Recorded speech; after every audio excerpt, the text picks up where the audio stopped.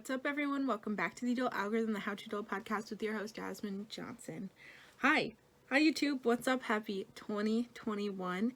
I'm very excited to get into this episode, so let's make it quick. The sweatshirt, merch of the week is this beautiful, wrinkly, ooh, sorry, she was on my chair the whole night, my DeFi VPO 2020. Oh, 2020? Never heard of her. We're gonna put her away.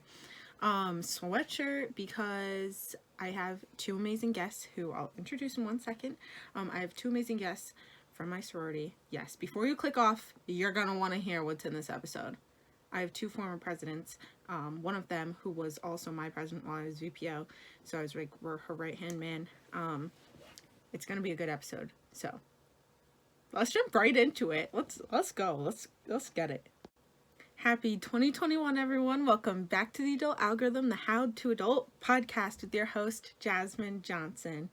Hi, everyone. Happy New Year. I know it's already halfway through January. Don't know how that happened so quick. Like I say every freaking episode. I can't believe it's episode 15. Before you click off from this episode because of what you saw in the title, let me just explain myself a little bit. But before we do that, today is a very special day. If you are watching on Monday, January 18th, you are watching on Martin Luther King Day. Very, very special day to me. Obviously, as an activist who became an activist starting this 2020 or last year. That's crazy to say. Last year during 2020, and everything that happened when the George Floyd death kicked off the BLM, everything in 2020. I didn't realize how much of an impact it would make on me today, but it has. So we are rolling it with it. We are educating ignorant people. Check out my TikTok, my personal TikTok, if you want to see some disgusting screenshots. But yeah, today is MLK Day. It is a very different one from other years. Like I said, I kind of have been trying to educate myself last year and this year a lot more than I would have, if everything that happened in 2020 didn't happen. So I'm very grateful for everyone who's educated me and everyone I've been able to educate along the way as well. It's a very different MLK Day for a couple reasons. I think people try and exclude the hurt and the unjust and, not everything that wasn't peaceful during MLK's day. And I think it's a different year for that. I think people need to stop posting peaceful quotes because it wasn't about that. It was about the unjust, going into his real activism, like what he really stood for, everything, not just that, but everything he stood for is much more than we were taught in school. So I'm definitely going to leave some resources down in the link, and I hope you all can look at them and really educate yourselves about what this day really means to, young Black students and Black Americans. Since that time,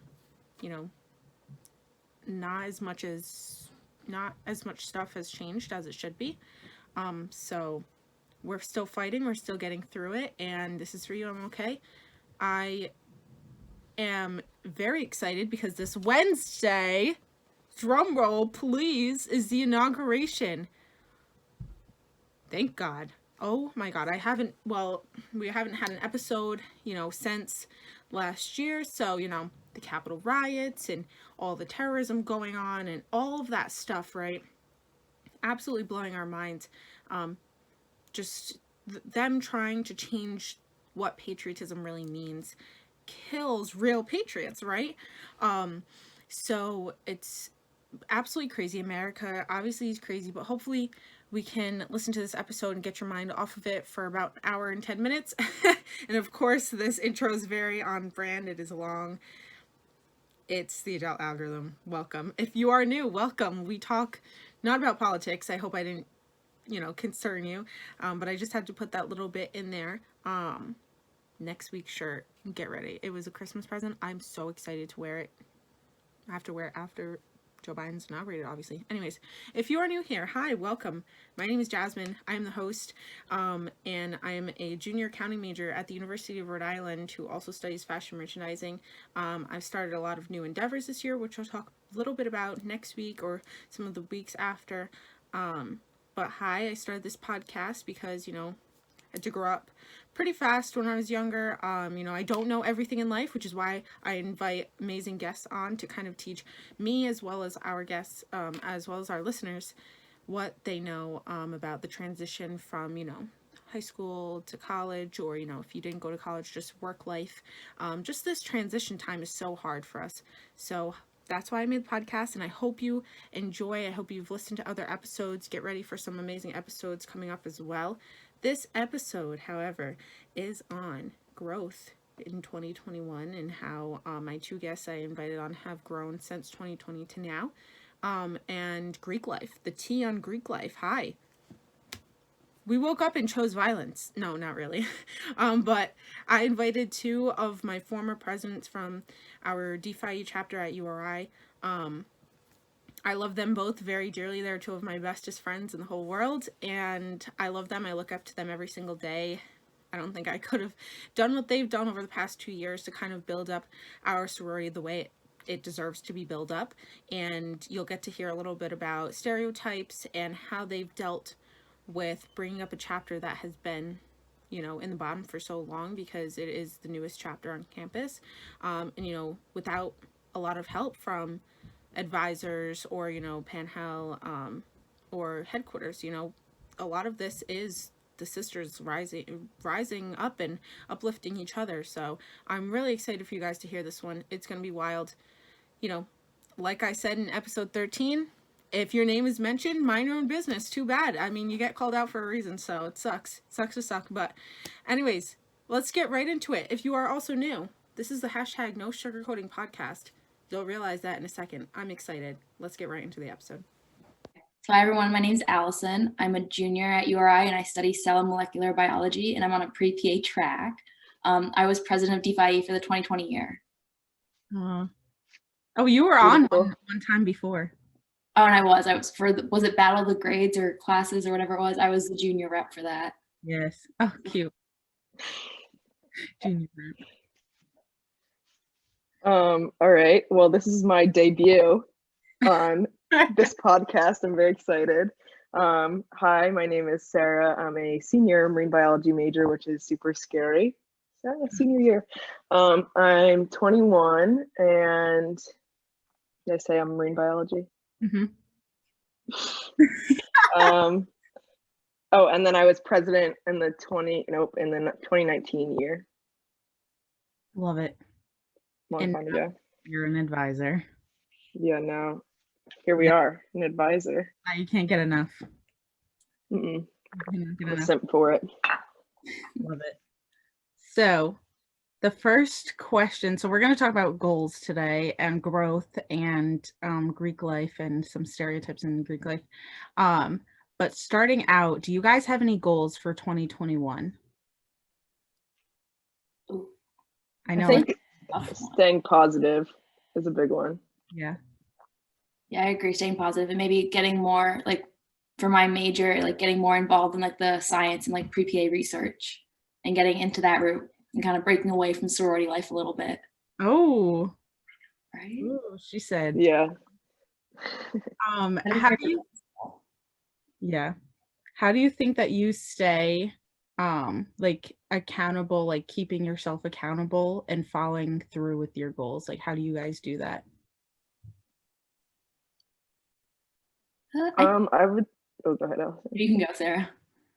I was gonna say to-do lists. I'm like not much of a Google Calendar gal, but I do like every single day a piece of paper, and my boss from Office of Admission says it's like terrible because it's so like unorganized, I guess, but it's the way I stay organized. Like instead of having a planner, I literally write down on like a post-it note every day what I have to do.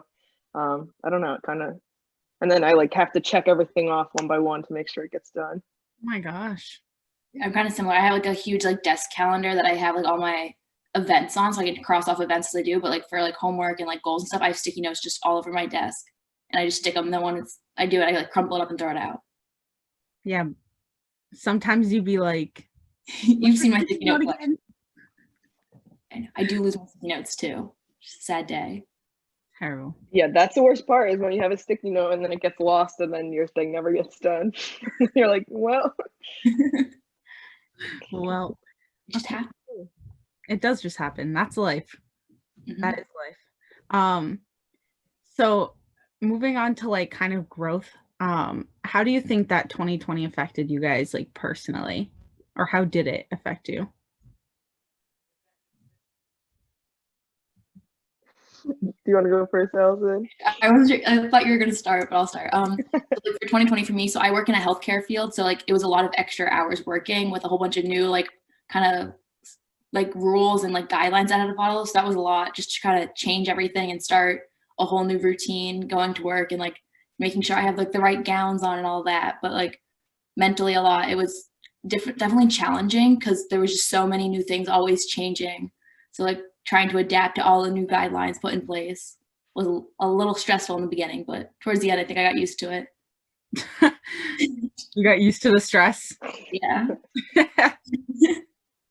I would say I started 2021 like you start any year. You know, you're like, you set your goals. You're like, this is great. January, I studied abroad last January. I was like, wow, this is going to be a great year.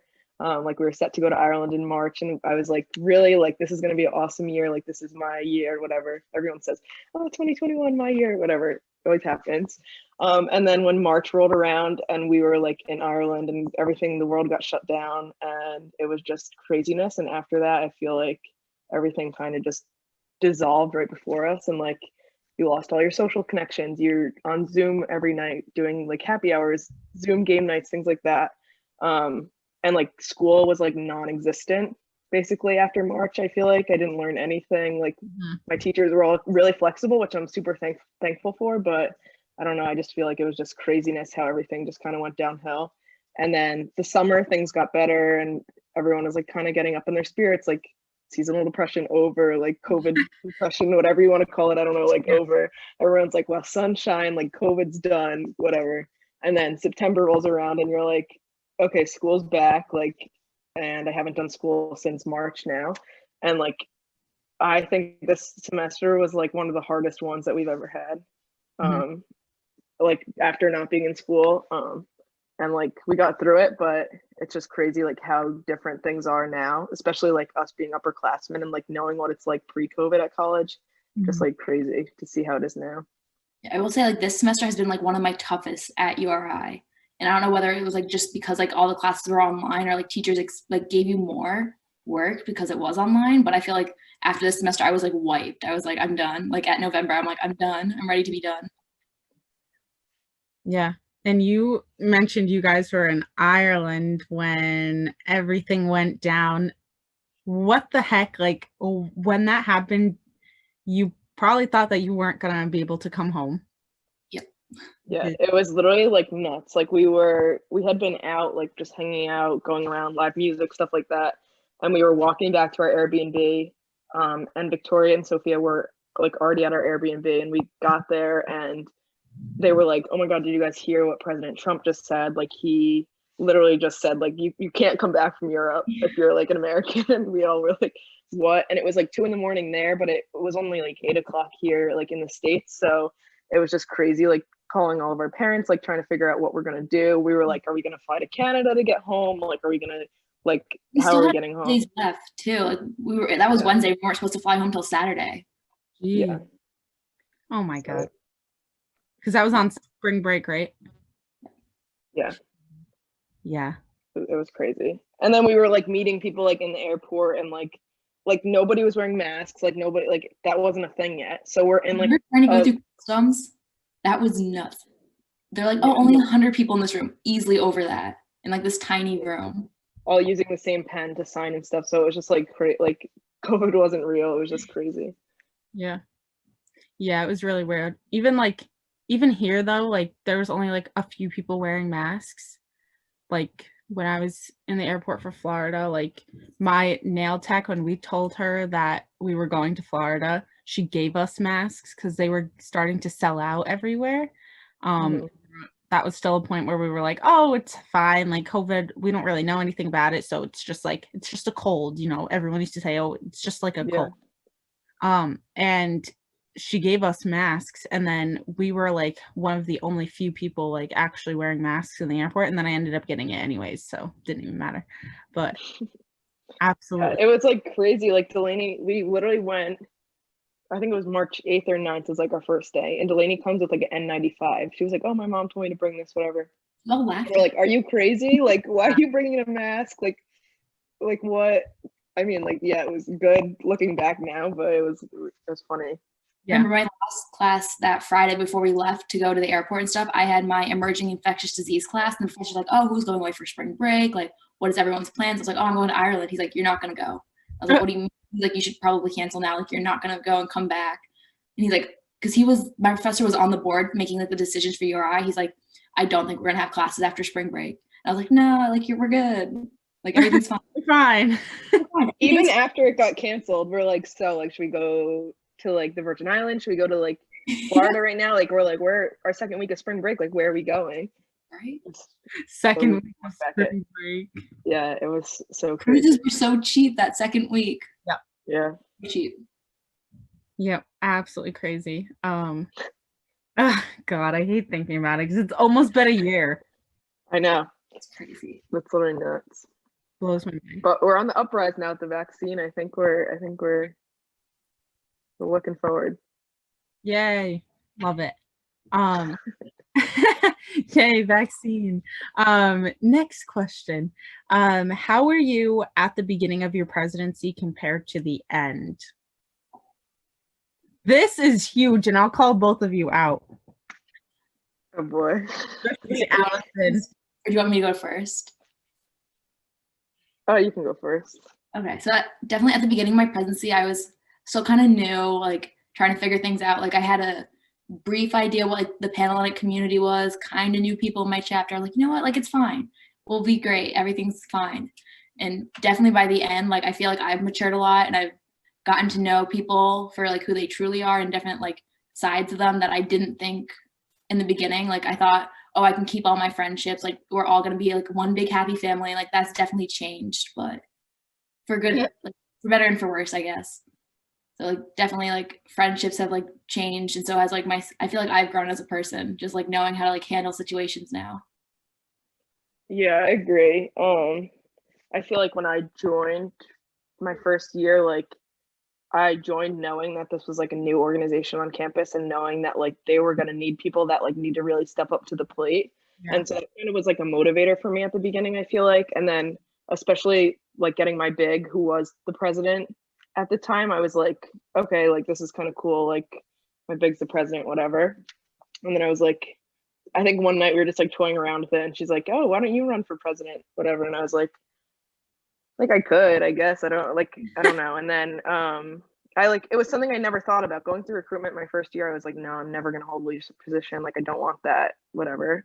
And then I ran as like both me and Allison ran as sophomores. So like you don't really know what you're getting yourself into until you're like in that position. Like when you're shadowing the president, like there's nothing you can show them that like I guess there is things you can show them, but until they step into that and find it for themselves, you don't know how to teach them that. Like it's about like adapting to new situations and I don't know, there's just like crazy things that happen that you just never expect to happen and you figure out how to overcome it. And I feel like also having like allies on your leadership team to help you, like you and like Allison and Jasmine, you guys like really came together. Me and Christine like really came together to kind of, because you can't do anything like that alone. I feel like you just need someone on your side.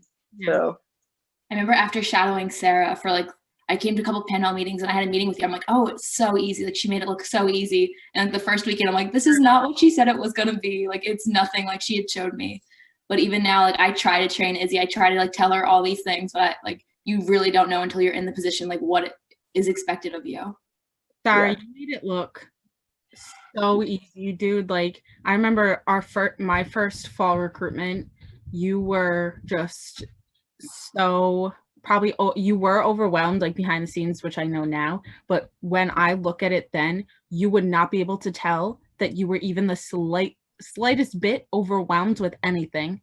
It You was just I have always positive energy. Yeah, that's what I've really tried. That is definitely what changed with me through my presidency, is like that positive energy, because I know how stressful recruitment is for everyone, and to have like your leader in that position showing you how stressful it is, you're gonna like portray those feelings onto all your people. So I was like that week. I told Katie from the beginning, the VPR, I was like, we need to. It doesn't matter what's happening behind the scenes. It really doesn't. You just need to show them that everything's okay and everything's gonna be okay, and they're gonna believe it.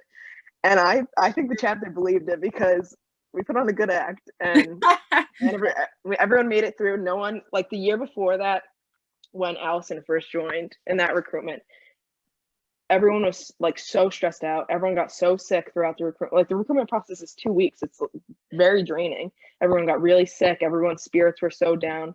But then I was like, how can we change this for the next year? And how can we make people not get sick, not get over, like, you know what I mean? Like we're all students, obviously. So then adding on this second stressor onto that, it's just like, I don't know. Yeah. No, that's huge. I mean, Allison, as somebody who was running bid day for my first recruitment, That was awful.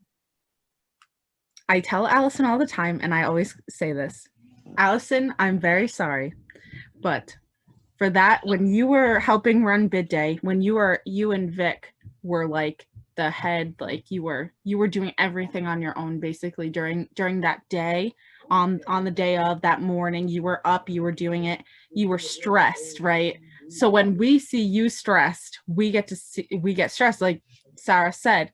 And this is before you were running for president, and you were just flipping out on anyone that came in your way. And I was just like, what the heck? So when you announced that you wanted to be president, I was like, I'm not voting for that chick. I'm not voting for her. I'm gonna abstain. I was so adamant about it. And then like you start to see like your real colors, because you change as a leader throughout time. And it's like you learned how to deal with stress so quick, and you started to become like, you started to get those upper level classes in your major. So not only did you have to deal with everything happening in the sorority during 2020, Even better, right? deal with the major and how it was getting harder and harder. And you work in the healthcare industry. So like, I feel like that was definitely a big learning term from like running bid day, because like I woke up, I was like, okay, this is awesome. Like we have 2 to-do lists. I'll take one to-do list. My co-chair will take the other to-do list. And come to find out, she didn't wake up. So I'm like, what's on her list? Like what needs to get done? I was just so stressed. I'm like, I can't have anyone try to talk to me right now, because then stuff won't get done. And I think that was not like a very good thing for me to do, especially trying to have other girls help me, which I definitely learned over the course of this year is like when someone offers help, definitely take it. Even if it's like something tiny, like take their help. mm-hmm. Yes, that was a big mess, but it worked out okay, right? It did. It was worked out, yeah. Kind of going off of that, like you said, like you definitely changed since then. Are your goals as a person and leader different from last year? I feel like definitely, like last year I had a whole bunch of goals to like kind of like unite the sorority and like kind of grow and become like a stronger community. But then with COVID and everyone getting sent home, a lot of my goals had to change, because like obviously we can't go on a sisterhood retreat if we're not allowed to meet in person, and we're not allowed to do this event in person. So like a lot of those goals had changed. And then even now, like from a like leadership standpoint to like backing off and not being present anymore, like I have a whole bunch of respect for the new LT team. And so like anytime they say anything, I'll be like, of course, like I'll do anything for you. Like it's a lot of work and a lot of stress. Yeah, I agree. I feel like your goals obviously like throughout the whole year evolve too. Like my goals from last January were so different than my goals from this December that just happened. So like I feel like especially even like semester by semester, I feel like they change too. And like as you get older, they're gonna change, like you know what I mean? You're gonna like your sophomore year, you might be looking for like an internship, whereas like when you by the time senior year rolls around, you're like, oh God, I need a job, like to pay off my loans. Like so like I don't know. It definitely, yeah, I agree with Allison. It changes and you get this like whole new respect for people that are in your position now. And I found that for like so many different things. Like even when you're like applying to colleges, you don't think of like the people behind the scenes for that. But then when I started working at the Office of Admissions, I was like, they're reading thousands of college essays every day. Like you don't think of those people behind the scenes. So it's just like crazy to see everything and how the clock turns. That's cool. Yeah, I didn't even think about that. Crazy, absolutely crazy. So now we're gonna move on to growth in our sorority, or just in a sorority in general, and just Greek life. How has our sorority, specifically Delta Phi Epsilon, grown since we started? Like crazy amounts. Like literally the semester before I came to college, even that's when they first founded. So literally building from the ground up. And then as you get new pledge classes, you get new girls, new perspectives, yada yada. So you're constantly I'd say for the first 2 years that I was in the chapter, we were constantly digging and rebuilding the foundation that was laid by the founders. Like you find like a broken brick somewhere, you got to fix it, you got to replace it. And I think now we're in the best position that we've ever been in, and we're ready to finally take off and grow a little bit more. Whereas like my first year, I was like, we're not lasting more than like a year on this campus, because you come to a campus with chapters of 200 plus girls. Right. And then you have a chapter of like 70 girls. You're like, how is this going to work? Like how they have, and then you start making excuses for yourself too. You're like, oh, we can't do recruitment because they have this many more girls, or we can't do this because of this. So I think a lot of it was excuse making at the beginning, and then we finally have like kind of adapted to that mindset where we can finally start to grow, and we see like we are capable of doing it. Like we are capable of surviving on this campus for 5 years now. So it's just crazy. When did you join again? What year? Fall of 2017. Oh my god. Yeah. Crazy. Yeah. So I joined a year after Sarah joined, and even from my new member process, like obviously I don't remember like the chapter being that big. I remember like my new member process, like my pledge class pretty much stuck to ourselves. Like we never really branched out. We never really met anyone else in the chapter until like after our initiation. I was like, well, maybe I should meet some other people. So like I think it was kind of crazy to see like how from just knowing the girls in my pledge class to seeing the sorority, and then even after my presidency, seeing how much we have grown and how much we've been able to accomplish as a smaller chapter. Like even through COVID, like we didn't think that we'd be able to do Zoom recruitment because there wasn't enough girls, but like we made it work. And like we can do things in our own way and still be successful at it.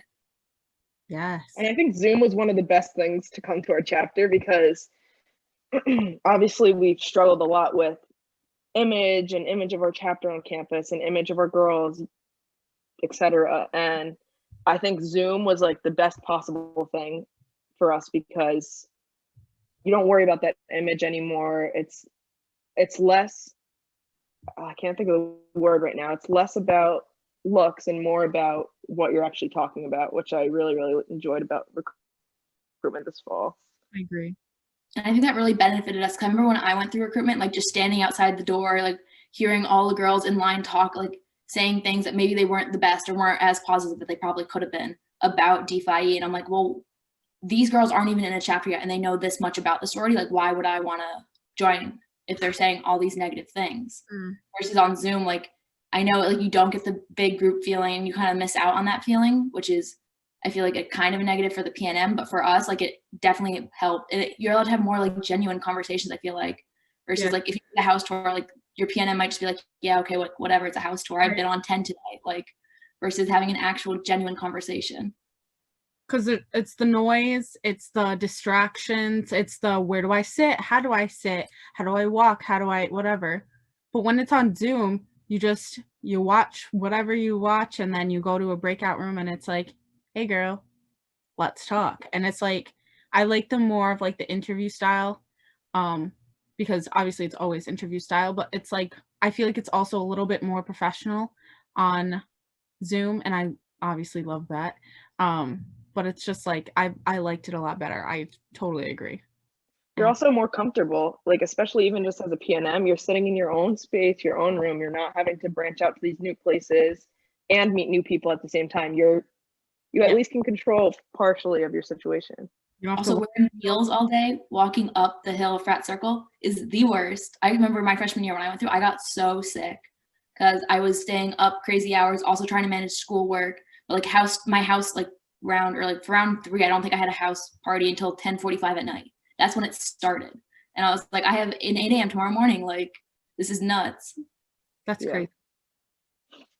Jeez. Going off that, how do you think that we can grow more this year? As a chapter? Yeah.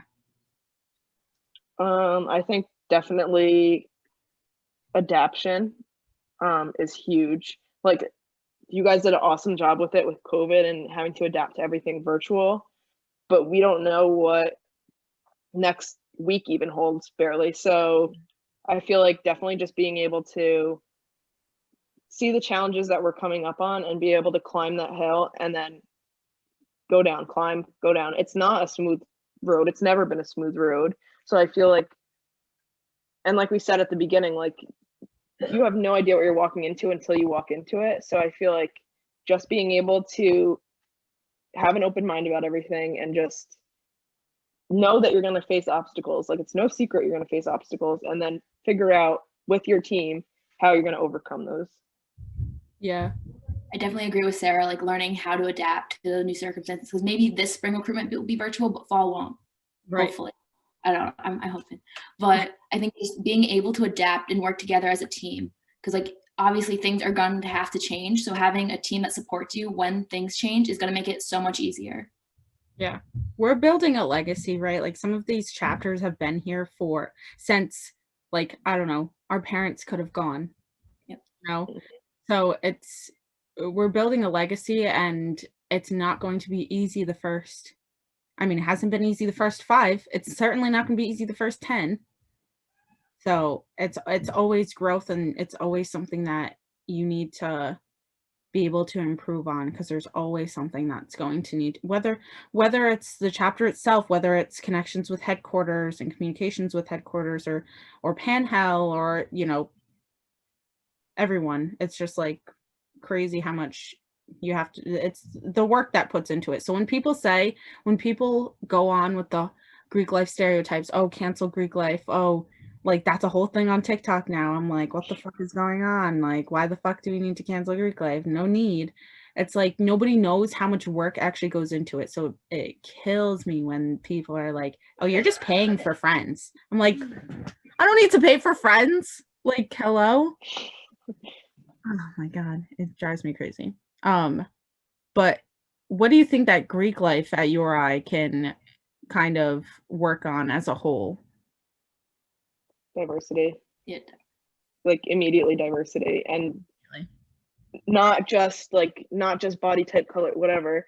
Nothing. Like, mindset too, because everyone's stuck in this cookie cutter model that they just want to face forward and shut your ears and that's it. And like, the way that they learned is the way that it is, and that is absolutely not true. Yeah. And that is something definitely I realized throughout college and going through different diversity trainings, safe zone trainings. Like, what you grew up learning is so different than what you learn in college. Like, I can't even put into words. Like, I don't even know where I'm going with this. I agree. Diversity is definitely like a huge issue in Greek life, and I know like they try to do like a diversity training, and they put it like maybe a step in the right direction, but they could have done so much more, and we can still do so much more as a chapter to like even like get in the mindsets of our girls that like you don't need to be like a blonde, blue-eyed girl to join the sorority. Like, I think starting like with our chapter, we can make a difference and go from there. Like, maybe the whole community won't pick up until like 10 years from now. But as long as like we can do something about it, it will make a difference. Yes. That's definitely something that turned me on to DeFi too, is not just at URI, but as a like international chapter, like how different all the girls look that I've met that are DeFi girls, or like on our sorority connections page, like seeing how different all these girls are is really just like amazing compared to some of the other chapters in the country. Mm-hmm. And it's just like, I don't know, I just really commend them for how they've tried to kind of change not the stereotype so much, but I guess a little bit of the stereotype, and change that traditional sorority model. I think that was like another huge plus for Zoom recruitment is it had to be a more of a values-based recruitment because you couldn't judge them when they walked through the door of what outfit they were wearing. You couldn't see how tall they were. You couldn't really see much of them. You could see like the chest up and that's it. So it all had to be values-based. Which is awesome because that's how it should. It should be. Yeah. Emily says all the time that, you know, sororities in the South are much, much different than the ones, you know, up north. And she says a bunch of the time, you know, DeFi won't put chapters in some schools because some schools allow their sororities to discriminate. Whether it's against women of color, whether it's against women who are different sizes. But, you know, hearing some of the stories that she has said about some of the chapters down south about not accepting women of color, it's like people don't understand that this stuff is still going on, and this is the reason why women of color join sororities, so they can change within headquarters and kind of keep that, you know, tradition, especially in DeFi, going of being so unique and diverse. I mean, just look at our founders. Like we literally are diverse. Like, tell me why that's not part of our motto. Like, yeah, no, it's really crazy, and it's crazy to think how like stuck in their ways people are, like especially down south. Like, I don't know, it's just crazy. Yeah, I can't believe that they haven't had any like rules change. Like they probably have, but like not noticeable enough for like the rest of the sororities like in the like realize that like, oh, like yeah, like we now let women of color in our sorority, but like they might say it, but like their actions don't follow what they say, which I think is like well, it's also crazy because you have like the National Panel and Council, which is made up of 26, no offense to them, very old white women. And you can't change these very old values if you're putting the same people in there or like into like office, I guess, that set those rules. Like, how are you gonna ever change doing that? So exactly. It's like our government up in here. And what is your best and worst sorority memory? Oh god. Dig deep girls. Okay, easily best is the night of the riots. Yes. Love those. The night of the easily best. So my sophomore year when I was president. No. Yes. Yeah, no. you were sophomore fall. Junior. My junior fall when I was president. We were all in sorority house and we had just gotten ripped off because we did not get as many members as we were supposed to get. Which might have been an accident. I don't know. Nope, definitely not. I have her on record saying that she could have given us more, but she denies it. Yeah. But everyone in the house was so exhausted from recruitment. I was at my breaking point from holding in everything throughout recruitment. And I lost it, and then everyone in the kitchen lost it, and we're all just screaming, and it was like the most fun I've ever had. The videos are insane. Everyone was just like being goofy and screaming in the kitchen, and it easily my best memory. Yeah, that was so fun. That was like a whole nother level. Like I don't think I've ever seen people get that like not upset, but like that so like passionate about something. Yeah. It was a big bonding moment for our chapter. I think that from that moment, I knew that the chapter was going in a good direction because, like you said, Allison, like everyone was so passionate about literally nothing, like about like nothing we could change, like whatever. It was just fun. It's like nothing we had control over either. So like we could have kept screaming all night, but nothing would have changed. Yeah. Don't put back that fucking sign. It's still outside the sign. Oh my god, live on. Love that. Oh gosh, I agree. That was definitely one of the best moments ever. That was great. And people ask, "Oh, did you like living in the sorority house?" First moment I think of is always the riots. Yeah. Oh. And it's like not something you can talk about during recruitment either. No. It's like something just like a secret, like yeah. We like shake hands, like We get crazy in the kitchen sometimes, like yeah, we yeah, can't- exactly. They won't sometimes. understand. That's all you can say. Funny. Oh my goodness. And like everyone from the house is in the kitchen. Like just Everyone. screaming. Literally, and there was like small moments that like were great living in the house too, but that like easily ices like tops the cake. Yep. Agreed. Easily. Oh, love it. I agree with Sarah. Like that was maybe one of my favorite moments, but also like just getting to meet you guys and like getting closer. I feel like living in the house really bonds us. I feel like I We're wouldn't gonna have cry. with Jasmine without being on LT together, because like we were friendly towards each other, but like definitely LT put us close together, and trying to run a sorority during COVID bonded us a lot. Girl, we did it. And like anyone that tried to come at Allison, I really tried to be her bodyguard and be like, don't take their shit. Like, what are you doing? Get your shit together. So, that was Love it. Really lay the hammer. So Yeah. what is your worst memory? I would say, oh, do you want to go, Allison? No, you can go. Okay. My worst memory, I cried for weeks about this, was when the vote came onto the table for Alpha Chi Omega to come back onto campus. I'm gonna mute myself really quick. I'm getting this might be my COVID call. Okay. Wait, I want to hear. Wait, keep it on. I want to hear it. Hello? This is a second notice that the factory warranty on your vehicle I got excited. Oh my god, my results need to come back now. I'm going crazy. Okay, anyways. Continue. Right. Yeah, I would say my worst time I've ever had in Greek life was when Alpha Chi Omega got put back on the table to come back onto campus. 2 years after we had come on, which is like the URI general rule. Like as soon as a chapter comes on, they have 2 years and then they can bring another chapter on. Sounds great in theory. We were not stable as a chapter 2 years after our founding. We still are a little rocky. We're still new, sort of.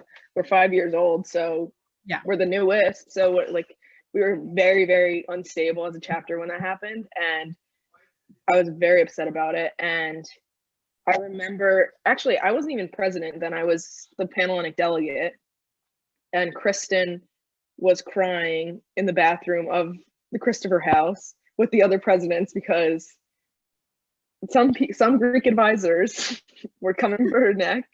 Not going to name names, but you can. They can't sue. They can't sue.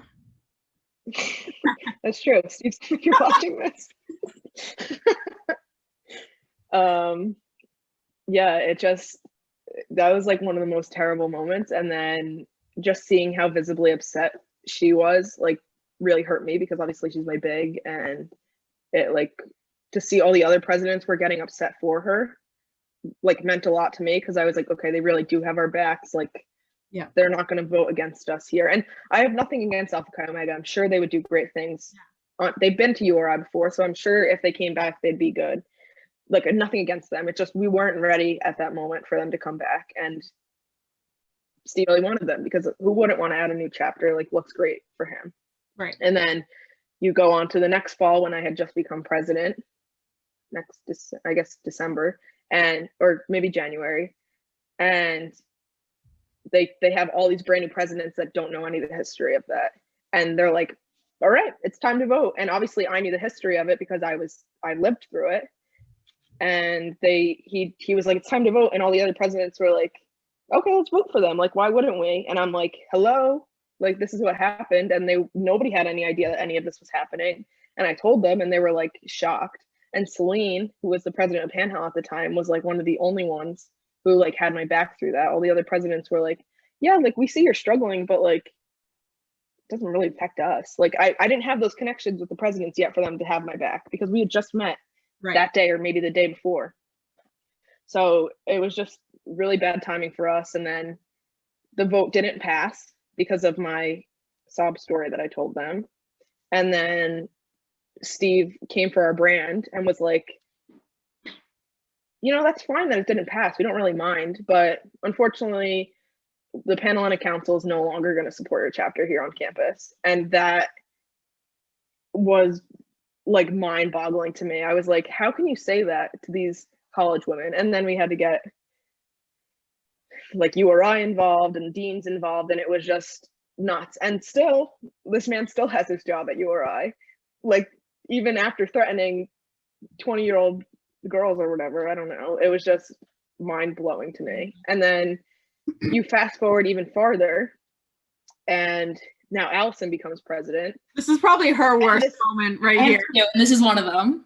This is still happening as Allison becomes president now. And now they do it every single January when the presidents just come in, because no one has the connections for them to back them. They don't know the history. They don't know this has been going on for 3 years now. And they're like, Steve literally goes to Allison and goes, we know that your chapter didn't vote for us, or didn't vote for a Coyote anonymous vote. We know you didn't vote yes. I'm like, how do you know it's anonymous? Like, right. Yeah. And still coming after he got in trouble with the school, after he got in trouble with the deans, whoever we got involved. This man is literally an assistant dean at the university. Like, why is he doing this? And I don't know. It just, yeah, it just was crazy. And would you say our chapter is still reaping the repercussions? Like, yeah, because I beg to say that Pan Health still doesn't have our back. When I was a sophomore, I thought, I was like, Celine's the president, like phenomenal president, great. And she knew that what we were going through. She knew the history. She was friends with Kristen, so she knew what Kristen went through as a president, that she knew what I was going through as a president. And she was also Marine Bio, so we had that kind of like fish sister connection. And so she like was there with me the whole time. And then she had gotten really sick, and she actually lost her position on Pan Health, among other things. And after that, it just was like game over. Then Pan Health got shady. They got new positions in, and now I'm back to not trusting them anymore. But it's just the way it is. It's the way it is. And things aren't going to change unless people open their fucking eyes. That's it. I would have to agree with Sarah. Like, I have two like worst memories that, like, if anything that like I want to forget, it's these two. So I think one is kind of a continuation of Sarah's story. So like, I don't know if you know what Greek Summit is. I know like Sarah, you know, but I don't know if Jasmine knows. Yeah. But it's basically like a leadership conference where all the presidents and Pan Health and IFC from both, so all the fraternity presidents, all the sorority presidents, we all go to a hotel and we spend a weekend together and kind of just bonding and getting to know each other. So this is the first time we ever meet. And so we go, and they have all the sororities presidents. So there's 10 of us, all of Pan Health, and then Allison, who is the supposedly like the sorority advisor for Greek Life. And we're all sitting in the room talking about goals and like what we want to accomplish this year, like really good things. And then Steve comes in, and I'm like, this can't be good. And he drags a chair into like the middle of the circle. And I'm like, this can't be good. And he goes, I just want everyone here to know that DeFi voted no. And I was like, what are we doing? Like, I thought the situation was over. I thought we handled it in December. Like, it was a mess. And I was like, this is the first time I'm meeting these people. And he's just like going off like how we voted no and how that hurts the Pan-Hellenic community and how it's our fault. And then when I was like trying to like raise my hand to speak on our chapter's behalf, and then the whole new board of Pan Hell just starts going off, being like how like it's our fault. And I was like, I don't even know you people. Like, why are you guys saying this about us? And I know nothing. Like, we just met maybe 5 hours ago. Right. And so I was like, well, on our chapter's behalf, like, yes, we did vote no. I wasn't a huge part of the decision because I wasn't president yet. But from my understanding, it's like half of our chapter's graduating. So it would be our best decision not to let more sororities recruit if we're losing half our chapter. See, like, can you kind of like reason with me with this? Like, can you see like where we're coming from? And they're like, you're just being selfish. And I was like, oh my God. I was like, what did I sign up for? Like, what is going on? Yeah. It's been a struggle. I feel like from that being like my first like memory of being president, like that wasn't a good place to start. Like, we could only go from here, but then COVID hit. So it was a rocky 2020. Rocky. And I think the other worst memory I have is just like losing friendships. Like, I didn't expect that to happen. Like, some people who I thought I was like really close with, and then when it came time to make a decision, just because like we didn't agree on something, like having a separate like president and having a separate like work kind of environment separate from your friendship, I think is very important, especially for anyone who's new to like an LT position or like a leadership position in general. Like, yes, you can be friends. Yes, you can still be friends even if they vote no. Like, I don't like, anything outside of like LT, like I would try to keep it in LT. But like I think some people have a hard time like separating the difference. So like definitely like losing friendships over like a decision made that just had to affect the sorority, but it didn't have to affect our friendship. And having it affect the friendship like really hurt. I feel like I didn't expect that. Yeah. Well, you gained charity thing. Gained me. I know. So good riddance, right? That's a huge plus. Gaining Jasmine. Yeah, I definitely agree. I feel like the separation, especially in a sorority, between work and play is so important, but so hard because you're supposed to be like sisters through it all, but then you're also like trying to be like you're the bad cop at the same time. So it's like, it's hard. Yeah. And like learning to put people in their place and tell them, I don't know. It's not something I really thought about when I became president, but I feel like it was one of the bigger parts of the job. Yeah. I don't know if this happened to you at all, Sarah, but like I know with us, like a lot of our decisions over the summer were made like through text or online because we couldn't meet in person. Yep. And even if we did try to set up a Zoom call, like people were busy with work. Like I work 3 jobs, so like we struggled so hard. So like trying to have a decision over text was, I think, the worst decision we tried to do because like obviously like you can read things so many different ways and interpret it so many different ways. Yeah. So I think that really hurt like our LT trying to become closer. I think that's what really like hurt us in the long run, because if you don't agree with someone, that's fine, but keep that separate from then the chapter, and showing the chapter that you guys don't agree isn't going to help. And like with you with recruitment, keeping that positive attitude, like that's something we probably should have done better. But I mean, you live and you learn. Yeah. Like that's definitely something I would encourage the new LT to do, is like keep work and play separate, but always show like the chapter a positive face. Yeah. Yeah, always like unity is big, like really big when you have a team, because if you show any sign of weakness, chapter's like, here I come, like right through it. So I think like unity is huge. And then I also agree, like text messaging is not it.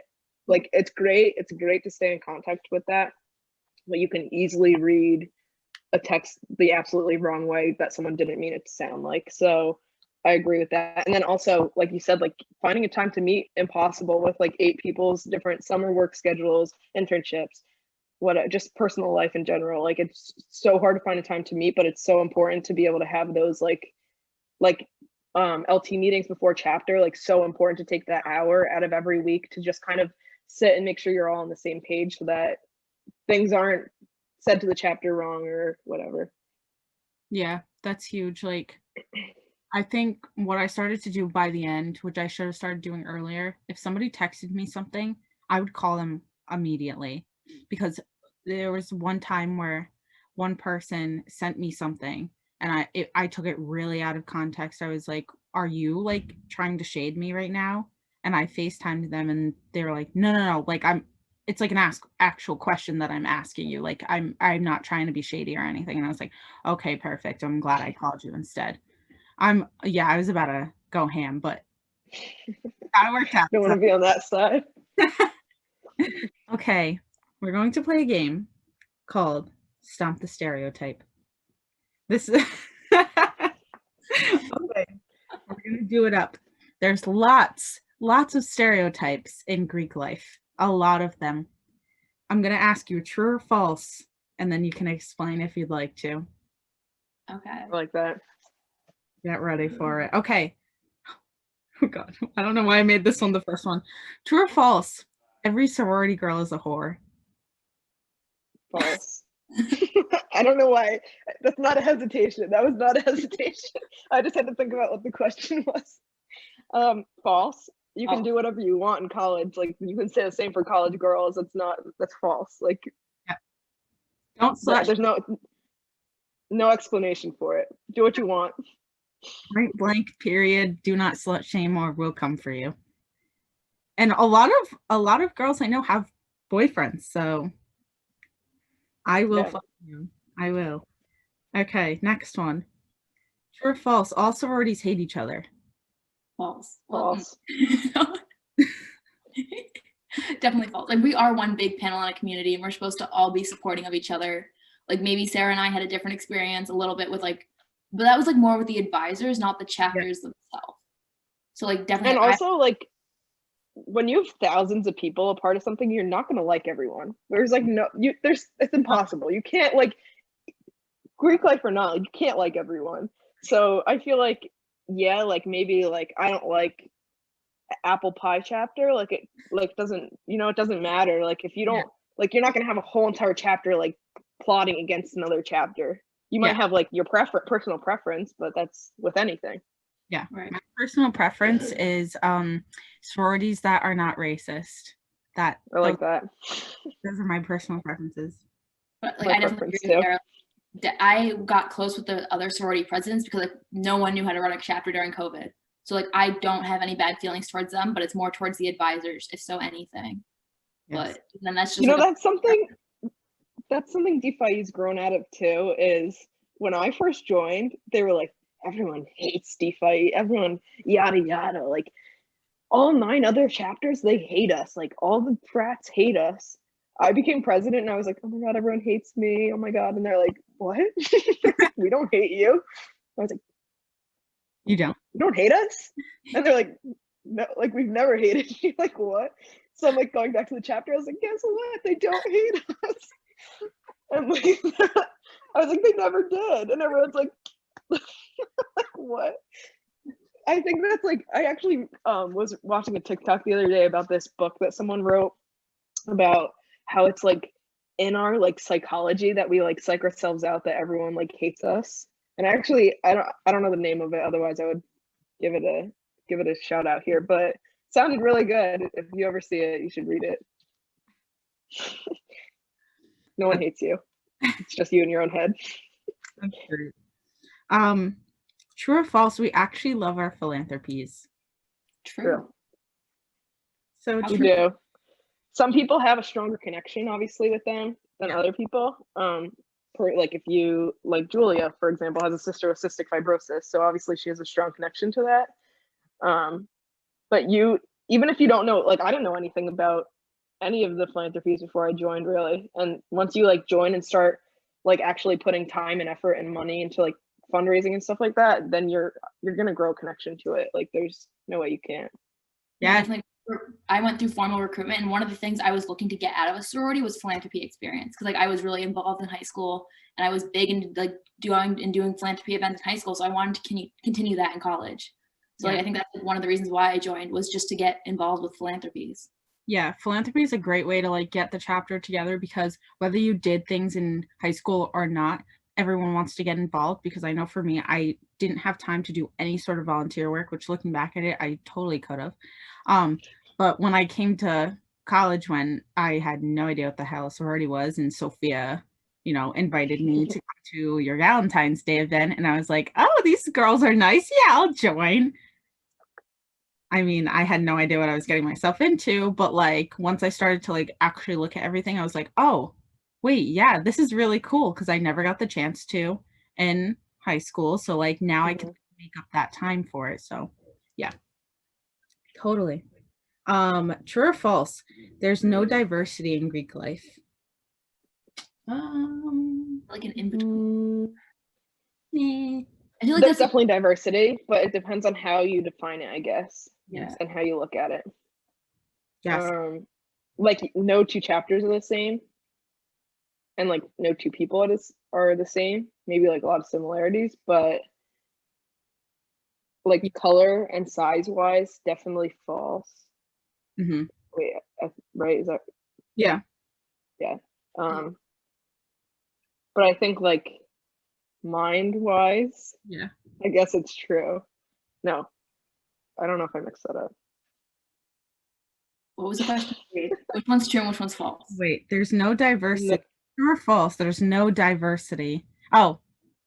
So I guess like like from your experiences and from your past, there's diversity. But color and size, yes, not much diversity historically. It's changing, I think. I like to think it's changing, especially with all the like current events that are happening. I think a lot's going to change in the next few years, but fingers crossed for the better. But I think currently and historically, not much diversity. Yeah. And I definitely agree with Sarah. Yeah. I think there's so much room for improvement. So it's just, it takes one person to take that step. So like we could be that one chapter that starts that path, but there is so much room for improvement.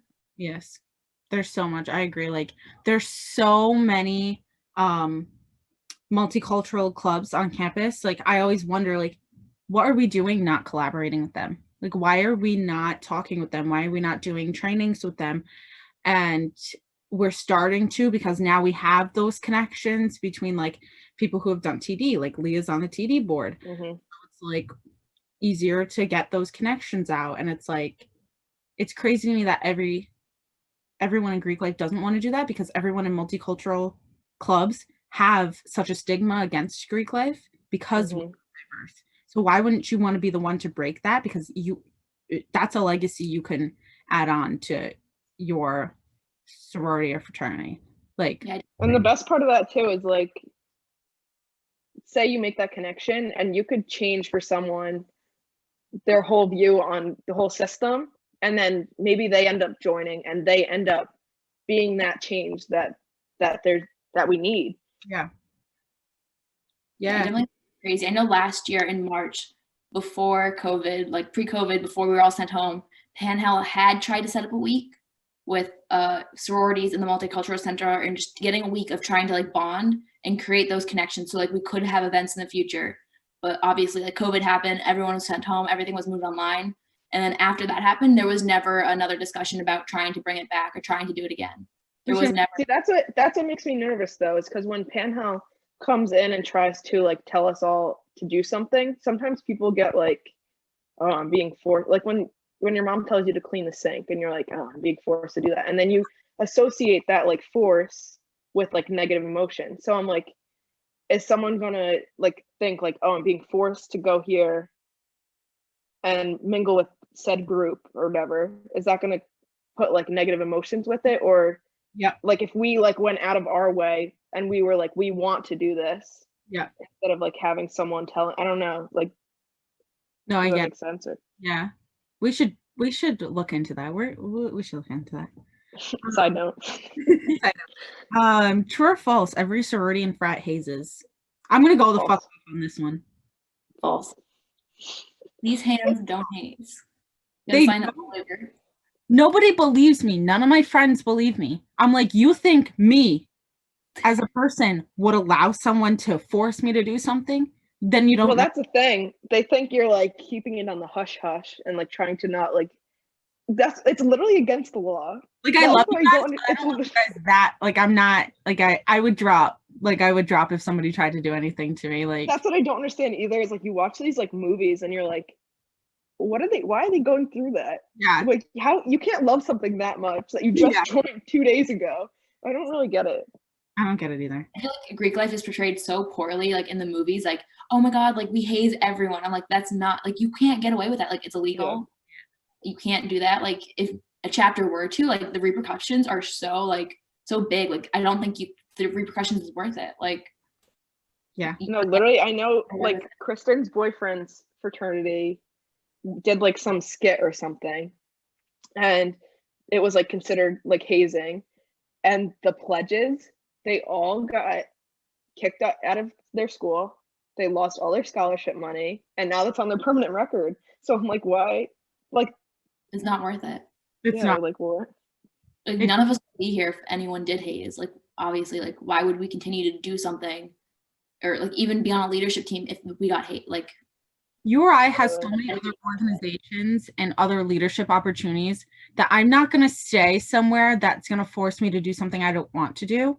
And it's literally. Like, yeah, like, I don't know. Just in the whole, like, people who haze, like, with, like, alcohol, I would have, oh my God, I would have exposed y'all bitches so quick.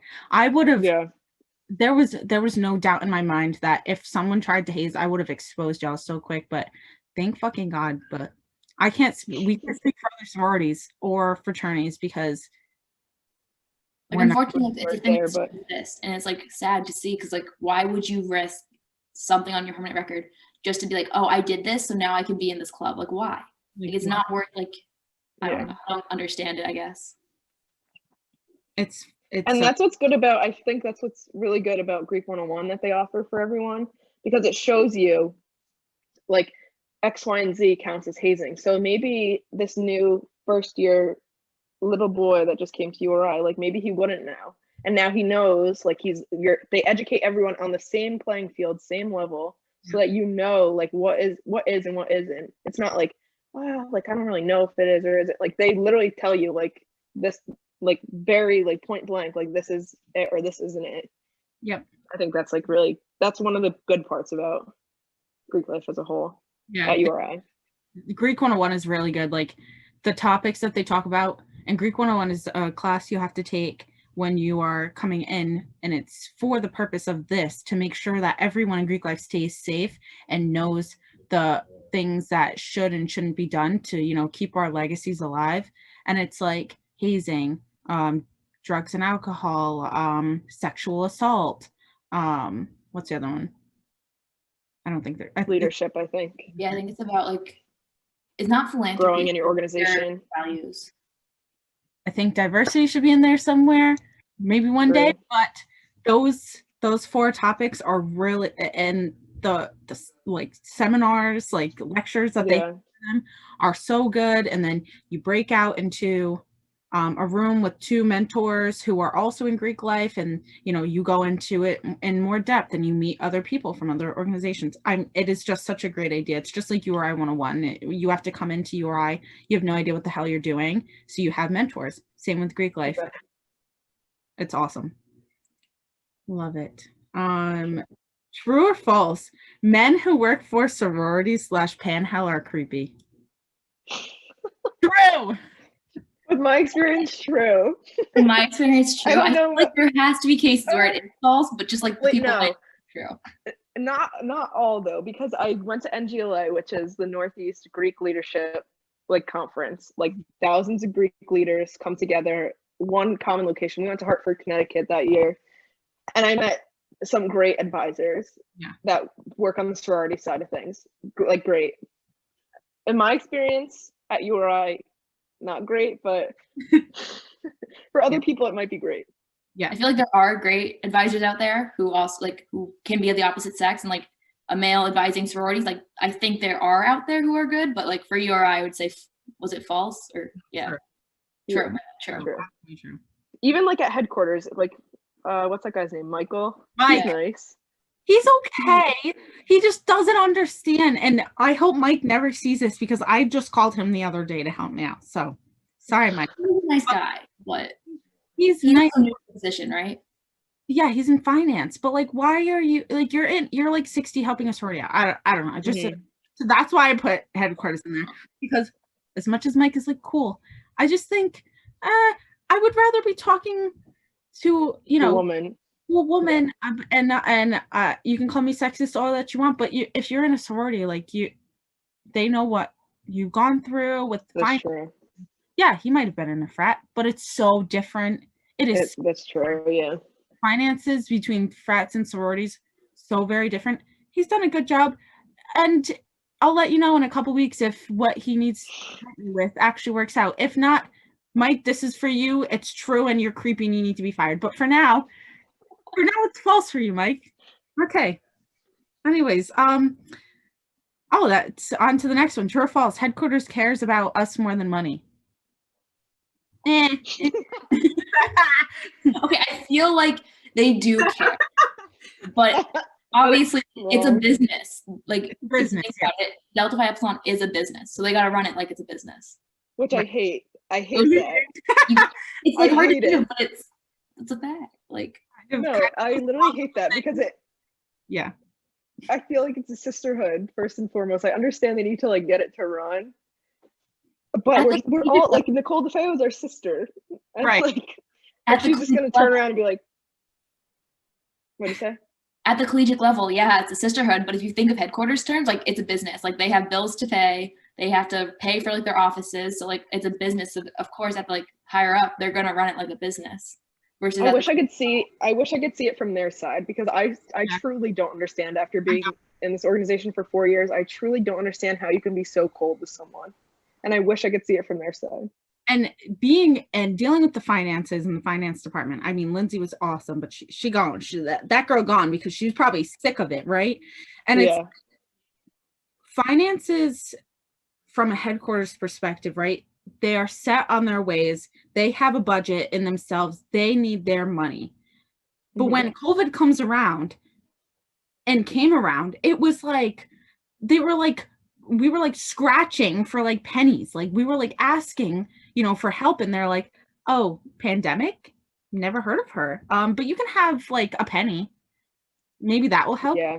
No, sis. And same with like parlor fees. If girls are not allowed in the house, why are girls outside of the house paying them? I never heard back from them about that, actually. Actually, that's what I've been talking to Mike about. So, Mike, if you're listening, let me know if you have any information. I'd love to know. And like, I don't know. He said he'll get back to me next week. So let's hope we hear from you, because I called because Becca's like, I haven't heard anything yet. And I'm like, all right, I guess it's time to bring out my voice. I called the new girl that she didn't take over for Lindsay, but they added her on. She's a DeFi sister at another school, and she's like, I didn't even know this was a thing. And I was like, you're kidding me, right? And she's like, nope. And I was like, so I'm glad I called you so you can vouch for us. And she's like, no, absolutely, like, you got it. Did the same thing with Mike. I was like, this is not okay and this needs to change. And he was like, all right, I'll talk to, whoever, and I'll talk to Nicole and we'll get it fixed. But if they come back and next week and they say to me, oh, no, like they give me the answer that I don't want, that this is exactly what I'm talking about. This is why I put it in there. Then that means to me that headquarters cares more about money than us. Because we're in a pandemic and they're making us pay for something that we should not be paying for. I think it's like hard to like think of it from like our perspective, because like obviously like, we are so close. Like we see our chapter as a sisterhood, but when you go to headquarters, there's girls who aren't even in DeFi, and there's like obviously Mike's not in DeFi. He might have not had a sisterhood experience. Just throwing that out there. So maybe like they're obviously gonna have different perspective on it. And like I know like Nicole's might have met our chapter and met a couple girls in our chapter before. But there's advisors who work for headquarters who has never once stepped foot in Rhode Island, never once met our chapter or met anyone in our chapter. So like I can kind of see where they're coming from, where they're like, oh, like just give us the money and like you're good. So like they don't have that personal connection to make it like two things. I have two things. One, the best person that headquarters ever lost was LG. Okay, the most phenomenal girl that could have ever worked there. I miss her. Miss her too. I should text her. Two, I went to headquarters once to visit LG, actually. And I like walk in and LG's like, let me give you the tour. Like, I literally love her. Like, she phenomenal worker. I go in, she's giving me the tour. She's like, oh, this is this. She's showing me our founders' documents. Like, literally awesome experience, right? I've had like negative experiences of headquarters leading up to this moment. And then finally, a great experience, right? I'm like walking around. Everyone that I'm meeting is so nice because I guess I'm a friend of LG when I was there. I don't know. And then we get into this one room. I don't remember the woman's name at this point, but she's like, oh, hi. I'm like, hi, I'm Sarah. I'm from Zeta Theta, whatever. My mom was from Beta Xi, which is TCNJ DeFi. She's like, Eileen, whatever. We go in. The girl's like, you're from Zeta Theta? I'm like, yeah. She's like, your house isn't full. I'm like, I'm literally on a tour of headquarters right now. Why are you saying this to me? Well, I was like, okay. Well, because I was the president at that point. So I guess maybe that's why she was like, house isn't full. And I was like, okay. You're like, yeah, and I know this already. Like, yeah, I'm trying to enjoy Philly. So thank you for telling me that, because I already knew that. But that's so funny. I had no idea. Yeah, I was like, okay. They have to think of it as a business. I don't think there's a way around that. So I don't think it's not that they don't care about us, but they have to treat it like a business. Oh my gosh. Allison, don't work at headquarters. Yeah. It's a sisterhood, first and foremost. Be like LG. Everyone needs to be like LG. Just care about people. That's all I'm asking. Look at my shirt. Kindness is free. Okay, that's all I'm asking. Oh my gosh. Okay. True or false? Everyone in Greek life is an alcoholic. False. A select handful, but you can't help that. That's my answer. Point blank, period. That's it. True or false? All frat bros are business majors and douchebags. False. It's false. They're not business But majors. Okay. it's like some chapters maybe, because you recruit people that are like you, right? That's what you want people. If you respect yourself in any light, you want to recruit people that are like you. Right. If you're a business major, like Joe, I don't know Joe. Joe's gonna go to his business class and be like, "Hey, bro, you're cool. Come join my frat." And Right. then you have a whole group of So yeah. The recruitment process is very different for fraternities and sororities. Yeah. 100% agree. Wild. And the last one, the best one. True or false? We are in a cult. False. False. We have very historic rituals that date back to our founding, which is why some people may think that it's like when you turn off all the lights and you are like singing songs, like some people might find that creepy, but some people on the other hand think it's like really nice. It's very historic, like falls back to our founders days. I kind of like it. I don't think it's like truly a cult. Like I could see how like people who aren't in Greek life and haven't maybe participated in like a ceremony could see like, yeah, it's really culty, but like it's like I feel like for any clubs, like you have certain rituals, you have certain ceremonies that you do. Like I know I was a Girl Scout, we have ceremonies we do in Girl Scouts. That's not a cult. So like I feel like kind of the same. That's true. Like bridging. Like, yeah, that's like, true. Looking from the outside in, like I could 100% see, because it is. I remember the first time, like as a new member, you're like walking down, you're like, wow, it's kind of creepy. They're singing, the lights are off. This is a little weird. Yeah. Like, I feel like until you have like an experience with it, you wouldn't know. Like you said, new member, you're like, what's happening? As soon as you're a member, you're like, oh, all right, like I understand like the value of this. Yes. Agreed. Love it. We are not in a cult, everyone. Do not cancel Greek life, please. Please. Please. Okay. Actually, I'm an alum, it's all right. And now an advisor, so there you go. Okay, that's it. Yay. Yay. Thank you for having us. Thank you. Yay. Okay, bye. Y'all, I hope you enjoyed that episode. I did. I had amazing fun. I can't wait to see them in person again. They are absolutely hilarious and amazing, and I hope you got a little bit of insight. If you are not in Greek life, I hope you got a little bit of insight about what it really is all about, as well as if you are in Greek life, I hope you realize now, where sisters from our chapter are coming from, and what we really stand for. I'm so excited for next week's episode and the surprises we have for next week. I can't keep secrets. I can't do it. Well, I can. If it's somebody else's secret, I can't keep my own secrets. I tell everyone my business. I am so excited for next week. We have some surprises coming out everywhere. So get ready. 2021 has been good to us. The podcast, I mean. So far, we hit 100 followers on TikTok, 300 followers on Instagram. I'm ready for those numbers to go up. Almost 100 on Twitter. We're getting it. It's awesome. All the support that all my family and friends have given me this far.